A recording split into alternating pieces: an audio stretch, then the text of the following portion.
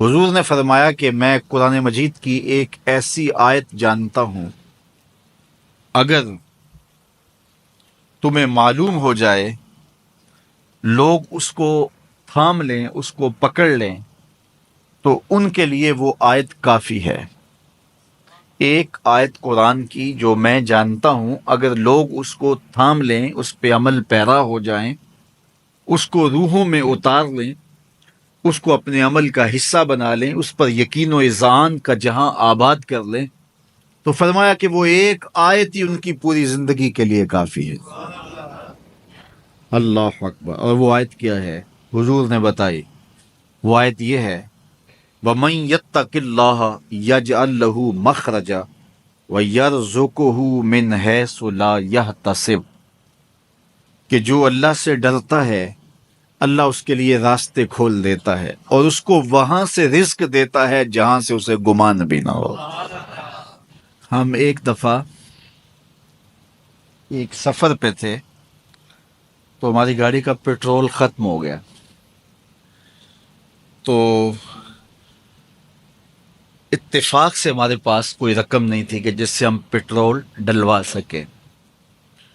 تو میں نے اپنے ساتھی سے کہا کہ یہاں کوئی قریب ترین ساتھی ہو تو اس کا نمبر ہو تو اس کو فون کرو کہ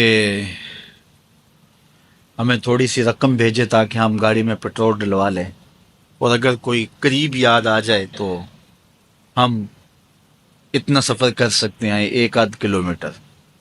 تو اچانک ایک ساتھی یاد آ گیا کہ وہ یہ دوسری تیسری روڈ کے اوپر اس کا گھر ہے، تو ہم نے گاڑی ادھر موڑی، تو ابھی اس کے گھر نہیں پہنچے تھے، تو ایک آدمی ہمیں دیکھ کے تو حشاش بشاش ہو گیا۔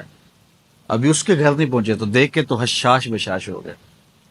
تو ملا، واقفیت بھی تھی، لیکن اتنی زیادہ اس سے جو ہے وہ شناسائی نہیں تھی۔ کسی اجتماع میں اس نے ہمیں بلایا تھا تو ملاقات ہوئی تھی وہاں، ہم بیان کر کے اس کے علاقے میں، تو وہ لاہور آیا ہوا تھا، تو ہماری وہاں وہ ملاقات ہو گئی وہاں۔ تو وہ جلدی سے جیب میں ہاتھ ڈال کر کے تو کچھ رقم تھی اس کے پاس، تو میں پیش کر کے کہنے لگا کہ وہ 2-3 سال پرانی بات، کہتا وہ آپ ہمارے جلسہ میں گئے تھے، ہم آپ کی کوئی خدمت کرنا چاہتے تھے لیکن آپ ہمیں پکڑا ہی نہیں دیے۔ تو یہ ہے آپ کا نذرانہ۔ تو ہوتا یہ ہے کہ اگر کوئی نذرانہ پیش کرے تو میں کہتا ہوں کہ نہیں کوئی مسئلہ نہیں، لیکن میں نے کہا ٹھیک ہے لے آؤ، چونکہ تم خود نہیں آئے ہو، تمہیں کسی نے بھیجا ہے۔ وَيَرْزُقُهُ مِنْ حَيْثُ لَا يَحْتَسِبُ، میرے رب کا وعدہ ہے اگر تم اس پہ بھروسہ کرو تو پھر وہ تمہیں وہاں سے دے گا جہاں سے تمہیں گمان بھی نہیں ہوگا۔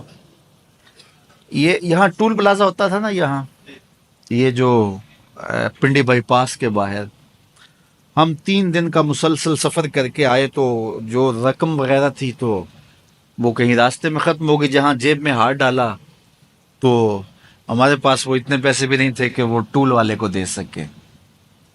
تو